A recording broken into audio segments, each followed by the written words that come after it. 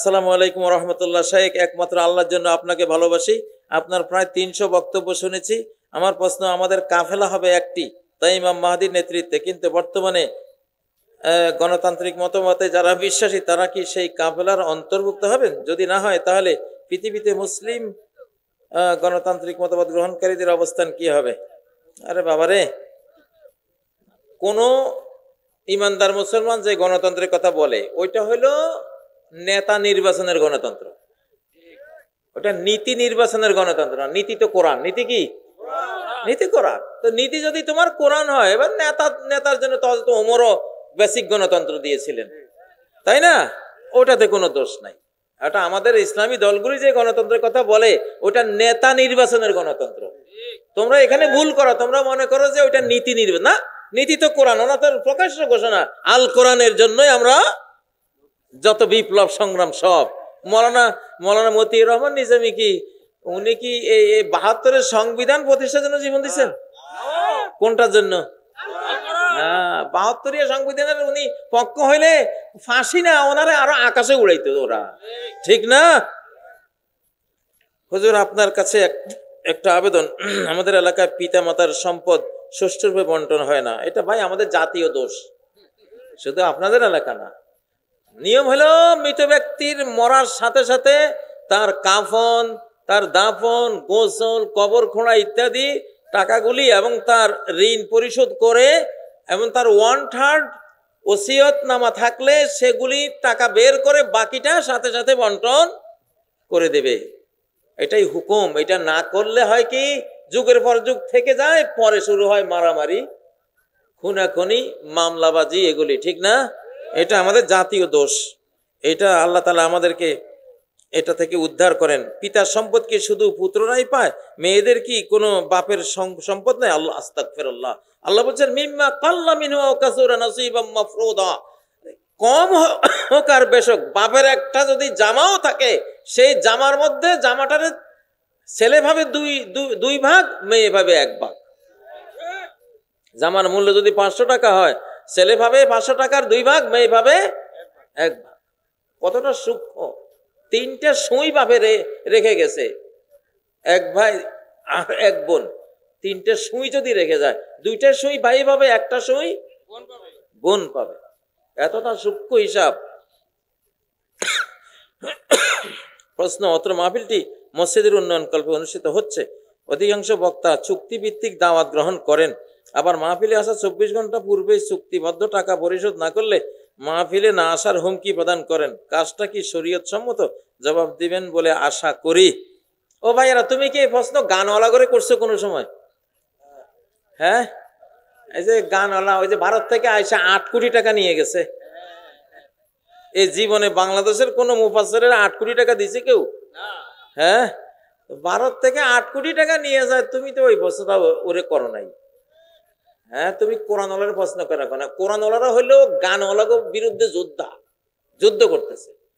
তা ওরা যদি কোটি টাকা নেয় আর আলেমরা যদি ভিক্ষুকের বেশে ওদের থাকতে হয়, যুদ্ধটা হইব? শোনো, আলেমের পকেটে টাকা আসলে আলেমে কি করবো? হয় একটা এতিমখানা দিব, না হয় একটা মসজিদ দিব, ঠিক না? না হয় একটা হেফজোখানা দিব। আমি তো 6000 মক্তব বানাইছি, 6000 মক্তব আমি তৈরি করছি। এখন তো আরো লক্ষ লক্ষ মক্তব তৈরি করার চিন্তায় আছি। 24 ঘন্টা 15টা মাদ্রাসা বানাইছি, কয়েকটা English medium school, piece international school বানাইছি। এখন সারা বাংলা জুড়ে ছড়াই দেবো ইনশাআল্লাহ। আমার পিস ইন্টারন্যাশনাল স্কুল, ওটা আল্লাহর স্কুল। ওটা একবার বন্ধ করছিল, আল্লাহ আবার আমার হাতে দিয়ে দিয়েছেন সব। ওটার অনুমোদনও নিয়ে নিয়েছি, ইয়েনও নিয়ে নিয়েছি, ট্রেডমার্ক সহ। যারা যারা বাংলাদেশে পিস ইন্টারন্যাশনাল স্কুল শাখা নিতে চাইবেন, উন্নত মানের ইনশাআল্লাহ। এটা Islamic, Quranic, Arabic, English medium, একবারে সব কিছু এর ভিতরে দিয়ে দিছি আমরা।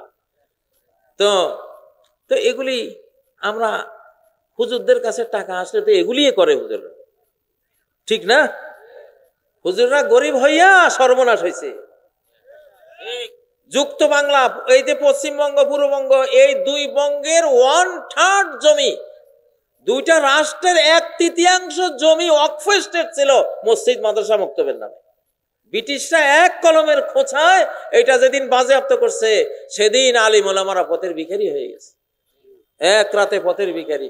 তো যারা মিয়া ভুইয়ার ফুত তারা বলছে পাইলে রুজি না পাইলে রোজা, আসি আল্লাহর মসজিদ মাদ্রাসা লইয়া। আমার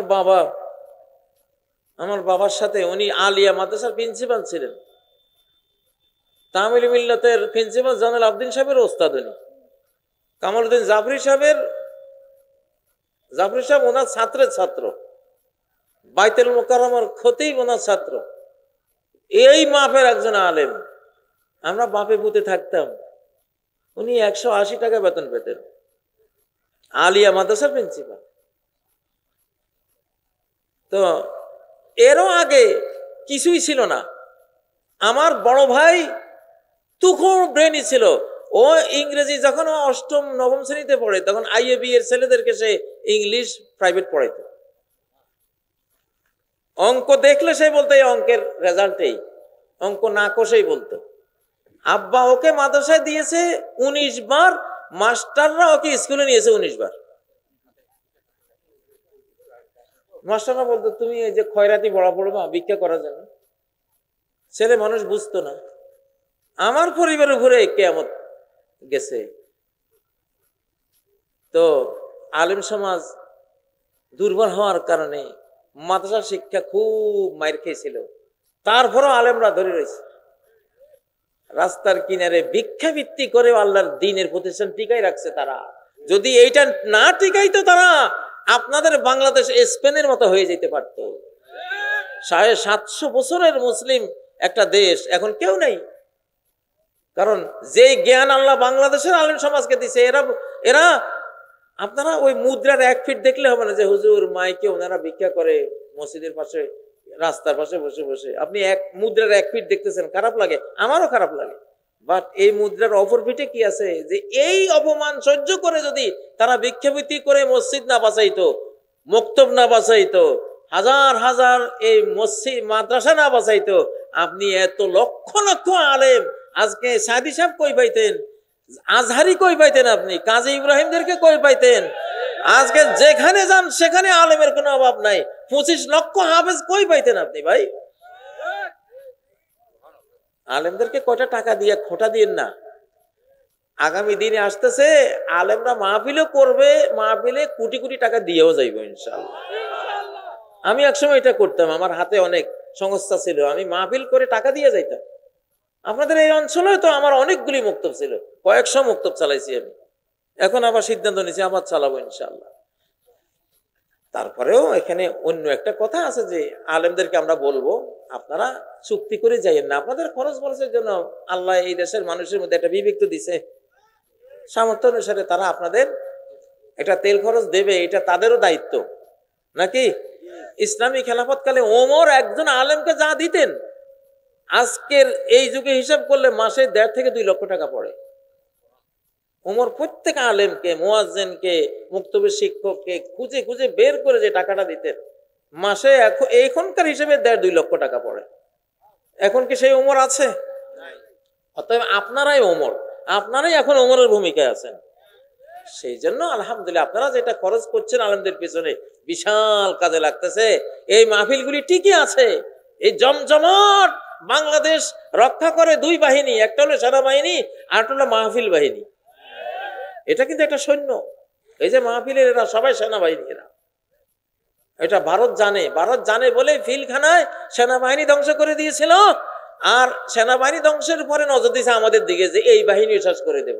এই জন্য গণহারে আলিম ওলামা, ইমাম, খতিব, এই রাজনৈতিক ইসলামী দলের নেতৃবৃন্দ এবং বক্তা এদেরকে সমানে কচুকাটা করছে, জেল জরিমানা করছে, দেশান্তরিত করছে না? তো বাংলাদেশ রক্ষাতে 2টাই বাহিনী আছে আলহামদুলিল্লাহ। এখন 2 বাহিনী সবল আমরা, ঠিক আছে। তো আমি অতি দরিদ্র পরিবারের সন্তান, আমার ইচ্ছা আমি ভালো মানের আলেম হব, কিন্তু বাইরে গিয়ে পড়াশোনার সামর্থ্য আমার নাই। এখন কিভাবে আমি যোগ্য আলেম হব? মিয়া, তোমার হাতে এখন ইউনিভার্সিটি, অনলাইন ইউনিভার্সিটির অভাব নাই। আরবি শেখার জন্য হাজারো সাইট আছে, বক্তৃতা শুনে আলেম হওয়ার হাজারো সুযোগ আছে। তুমি এটা এমন একটা যুগ, ঘরে ঘরে জ্ঞান পৌঁছে গেছে এখন। একটু সহজতে শুধু ইসলামী বক্তাদের বক্তৃতা শোনো, কারীদের কেরাত শোনো, মুফাসসিরদের তাফসীর শোনো, দেখবে তুমি জাকির নায়েকের মতো হয়ে গেছে একসময়। খুব সহজ। ঠিক আছে, রাত গভীর হয়েছে। হুজুর কিভাবে যোগ্য আলেম হবো? মাশাআল্লাহ, ভালোই তো।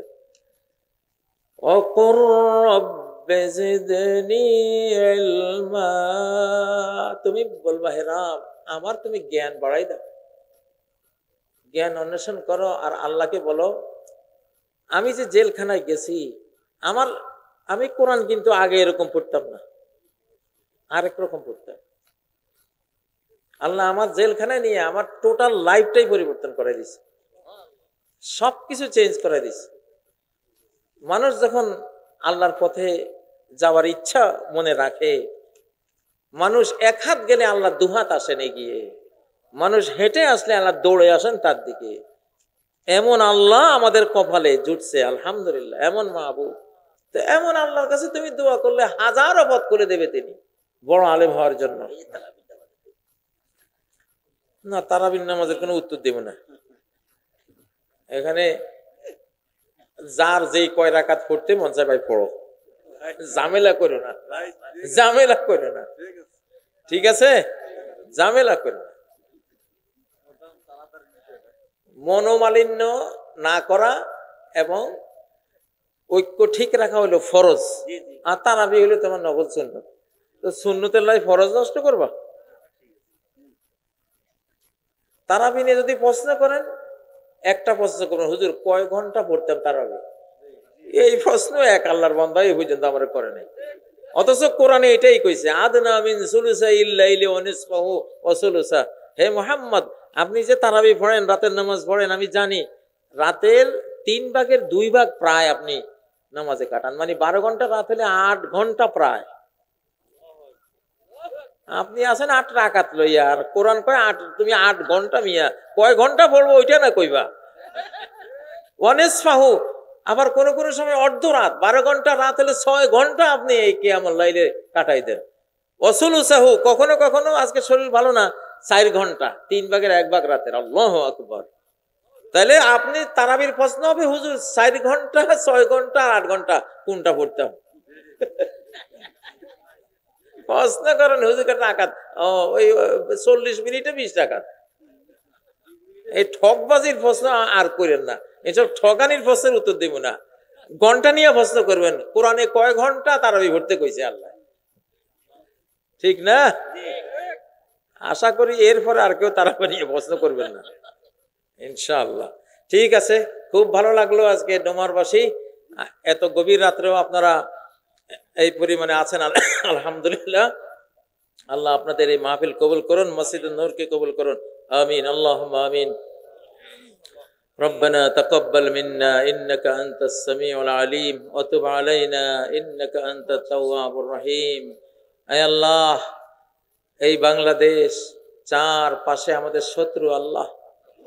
আল্লাহ, বাইতুল মুকাদ্দাস মসজিদ যেমন আকাশের গেট, ওখান থেকে ফেরেশতারা নামে, নবীরা মেরাজে যায় ওই মুকাদ্দাস থেকে, বাইতুল মুকাদ্দাস থেকে। বাংলাদেশেও চারদিকে শত্রু, শুধু আকাশের দিকে খোলা, আপনার দিকে খোলা। আল্লাহ আপনি যথেষ্ট আমাদের জন্য। আল্লাহ আমাদের হাসবুনাল্লাহু ওয়া নি'মাল ওয়াকিল এই অস্ত্রটা আছে, এই ক্ষেপণাস্ত্র আছে, এই ট্যাঙ্ক আমাদের আছে। আল্লাহ এই জঙ্গি বিমান আমাদের আছে। হাসবুনাল্লাহু ওয়া নি'মাল ওয়াকিল।